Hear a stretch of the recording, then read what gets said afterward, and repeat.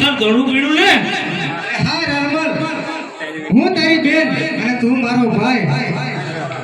તો પછી ભાઈને તરસાવાનું રહેવા દે.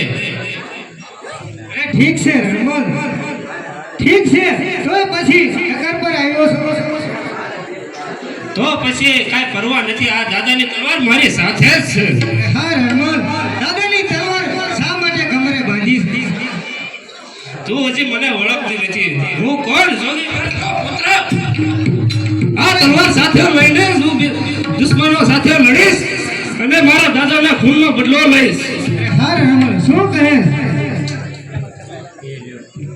કહું છું કે સાસરિયાના વંશમાં વધારો કર્યો છે. ફરીથી બનાવટ કરી શકીએ? નહીં બોલે તો તારે જ પસ્તાવાનો રહેશે. હા હા, જો જો સામેથી ભાણ કાકા આવે છે અને સાથે દેવા માસી પણ આવે છે. ચાલ આપણે સમજાઈ જઈએ.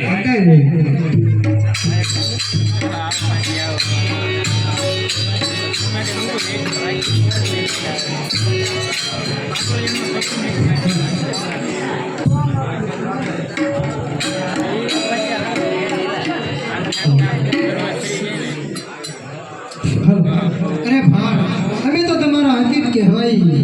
અગર તમે અમને આશરો ના આપ્યો તો અમારી શી હાલત હોત.